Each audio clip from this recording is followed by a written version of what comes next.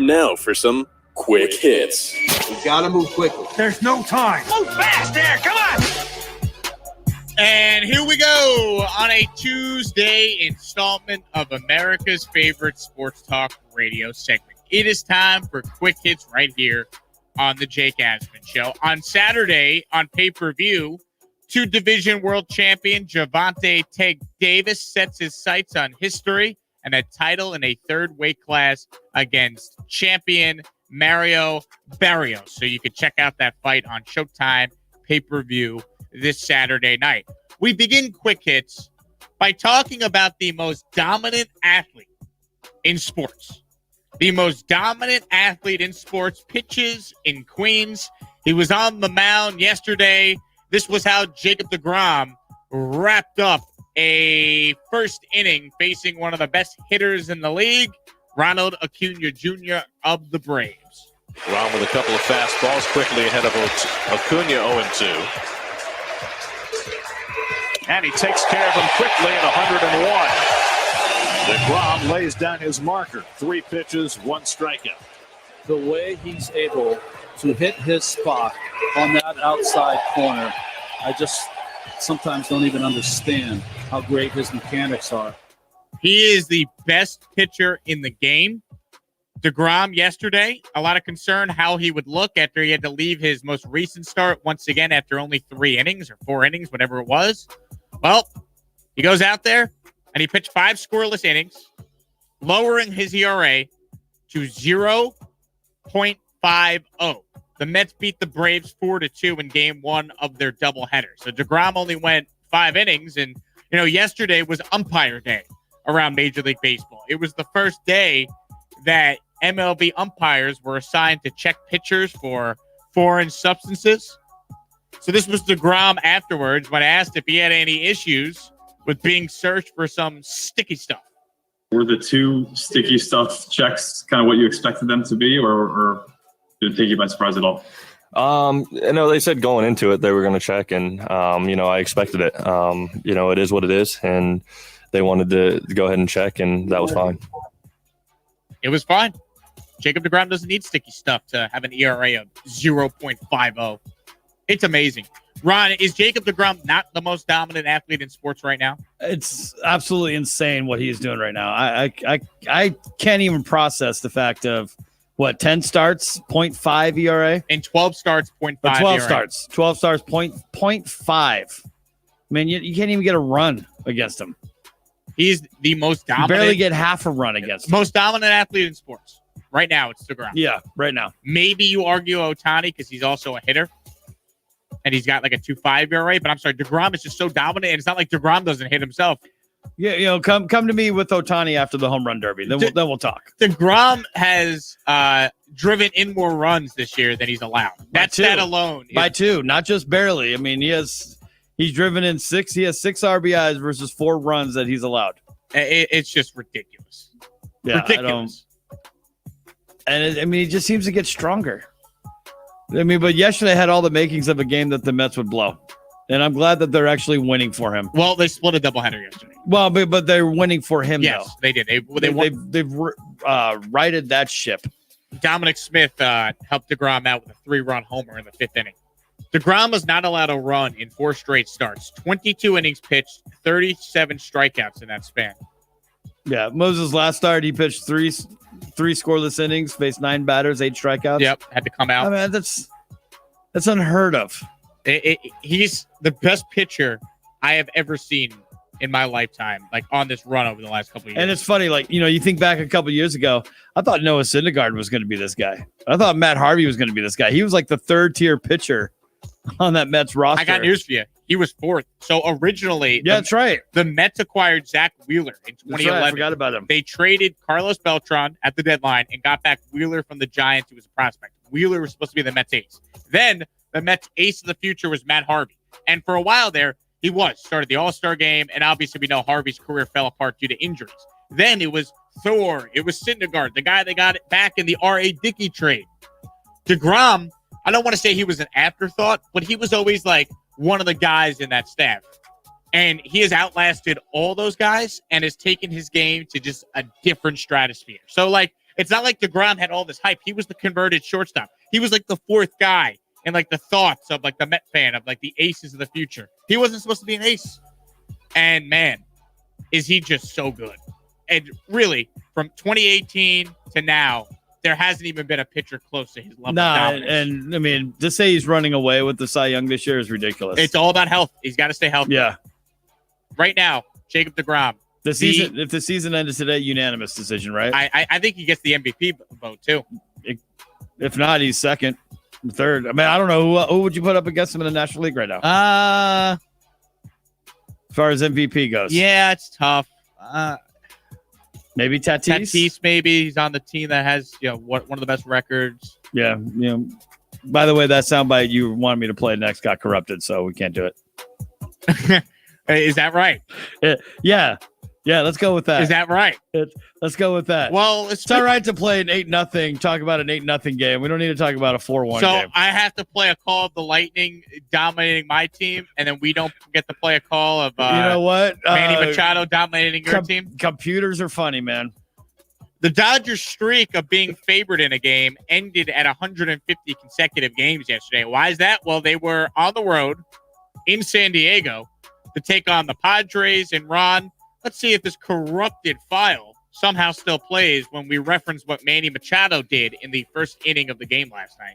This is the start of the second of 3 trips LA will make to downtown San Diego. 1-2, hammered, absolutely crushed, deep to left. Rex going back, looking up, gonna go. 3-run homer, Manny Machado. And the Padres have a 4-0 lead before Julio Urias has 1 out in the first inning. Padres radio with the call. Tough night for Ronn's Dodgers. Yeah. What are you gonna do?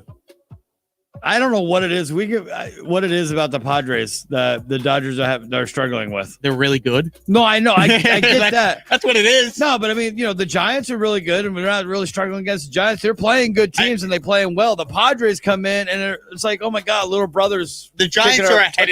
I'll tell you why. The Giants are ahead of schedule. They're a nice story, but no one thinks they're a legitimate contender. The Padres are. The Padres are. Padres are. I mean, listen, Petco Park. Been there many, many times. We're living in San Diego. That's a hard ballpark to hit a home run out of, and for an announcer to go gone, off the sound of the bat, could just tell that ball is not coming back. That's impressive. Final score 6-2 Pods over the Dodgers. Raiders, actually, one final baseball note. The streak is over. The Diamondbacks actually won a game last night. They snapped their franchise record 17-game losing streak. They beat Milwaukee 5-1. Next up on their agendas, they will play on the road this Friday in San Diego as they will try to end their MLB record 23-game road losing streak. Not going to happen.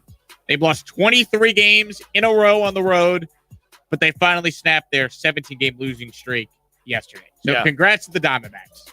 So one streak ended. Another one will continue for at least 3 more games. Most likely you'll be right. Raiders defensive end Carl Nassib became the first openly gay active NFL player yesterday when he posted about being gay on social media. Roger Goodell and the Players Union both shared their support. You saw athletes in all different sports come out and show support for Carl Nassib. If you remember, Nassib was the guy on Hard Knocks a couple of years ago that was giving the financial advice to members of the Cleveland Browns. I remember watching it. I thought this guy was awesome. He was hilarious. So good for him for feeling comfortable to come out. If you missed it, here's part of his announcement yesterday on his Instagram page. What's up, people? I'm Carl Nassib. I'm at my house here in Westchester, Pennsylvania. Just want to take a quick moment to say that I'm gay. I've been meaning to do this for a while now, but I finally feel comfortable enough to get it off my chest. I really have the best life. I got the best family, friends, and job a guy could ask for. I'm a pretty private person, so I hope you guys know that I'm really not doing this for attention. I just think that representation and visibility are so important. I actually hope that one day videos like this and the whole coming out process are just not necessary. But until then, I'm going to do my best and do my part to cultivate a culture that's accepting, that's compassionate. Great job by him. And he also announced that he's donating $100K to the Trevor Project, which is a suicide prevention organization for LGBTQ youth. So good for him. I hope we get to a point in time where people can come out and it's not a big deal. But until we get to that point, Nassib should be celebrated. I'm hoping we get to a point where people don't need to come out because nobody cares. Yeah, and I don't think people care in the NFL locker room. And that's what's great. Yeah, I mean, I know a lot of people want to make comparisons to Michael Sam and like Michael Sam was done wrong and stuff like that. But Michael Sam wasn't done wrong. I mean, he wasn't NFL caliber player. That was the whole reason why Michael Sam couldn't make it into the NFL. Ryan Nassib, he's already proven himself to be an NFL caliber player. I think his players, his teammates already knew. That's something that would be tough to hide when you're around them that much anyways. And I don't think they care. Or maybe he did and was just like, you know what? Like, why do I need to hide it? Like, yeah, I don't need to do it. That's why I said, I just get to a point where we can just, why should we care about whose preference is whose? Yeah, I don't think it matters. Good for him for coming out. It's good to see the support he's getting. And, to your point that this is not Michael Sam, you're right. Carl Nassib a year ago signed a 3-year, $25 million contract with the Raiders. So he's considered a nice rotational player on that defensive line in Vegas. So there you go. Maybe he'll play even stronger now that he's got this weight lifted off his shoulders. Yeah, maybe. Good for him. It's cool to see that he's getting a ton of support from people in the NFL, people in sports in general. So good stuff there from Carl Nassib. Congrats to him. Eli Manning is back. He's rejoining the New York Giants. No, he's not really coming out of retirement, but he's going to have his own office in the Giants facility.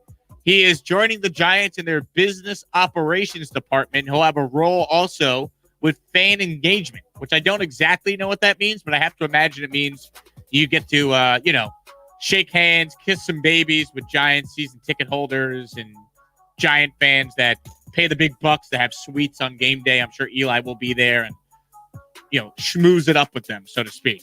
Also, I like your idea, shaking hands and kissing babies. Yep. Also, the Giants announced that they will be retiring Eli Manning's number 10 jersey in September during halftime against the Atlanta Falcons. I believe the day is September 26th. That's a 1 o'clock kickoff. So they'll get a sellout as they honor Eli at the half against the Atlanta Falcons. His number will be retired, and he'll be inducted into the Giants Ring of Honor. Do you think if the Giants were hosting the Patriots at any point in the season, say late in the season, like November, December, and it's cold outside, that's when they would choose to retire his jersey? If the Giants were hosting the Patriots, that's when they would do. Maybe they should. I don't think they play the Patriots. No, they don't play him this year. I don't know when the rotation comes back around, but I think that's a lot more fitting. He absolutely owned the Patriots. That would be fitting. By the way, I see Jason in Jerusalem on Twitch made a good point about deGrom. He goes, Jake, you're forgetting that the Mets brought up deGrom and Rafael Montero the same day. Montero was the better prospect amongst the two. He's right. Rafael Montero was another guy that was considered like a top Mets pitching prospect. And like deGrom was like, I'm telling you, he was like the afterthought. He was like the 4th or 5th guy that people thought was going to be like part of that Mets rotation. Here we are now in 2021. He's the most dominant athlete in professional sports. Yeah, he's starting the All-Star game. I'd say so. Let's talk about tonight's game 2 between the Clippers and Suns. Phoenix took game 1, so they lead the series 1-0. We know Chris Paul will not play tonight. He's been ruled out still in COVID protocol. Kawhi Leonard also, of course, not playing for the Clippers. So I'll tell you what, if the Clippers can win this game, I think they saved their season. I know they've come back down 2-0 in the previous 2 series. To me, though, Phoenix, a different animal, too much talent. They're going to get Chris Paul probably back for game 3 and 4 in this series. So, it's close to a must-win for the Clippers. But finally, why don't we hear from Monty Williams on winning game 1 without CP3? To be totally straight, I had no clue. I knew we would compete. I knew that the guys would have great intentions on defense and try to make the right plays, but there's no sample size for that. Western Conference Finals, you're without Chris Paul. You're hoping. Well, it worked out pretty good in game 1 when Devin Booker went for 40 points and had a triple-double. So we will see what happens tonight. That wraps it up for Quick Hits right here on a Tuesday edition of America's favorite sports talk radio program, Sports Talk Radio segment. We'll take a quick break, wrap up our show for a Tuesday. We're coming right back here on Sports Map Radio. Pushing the odds with Matt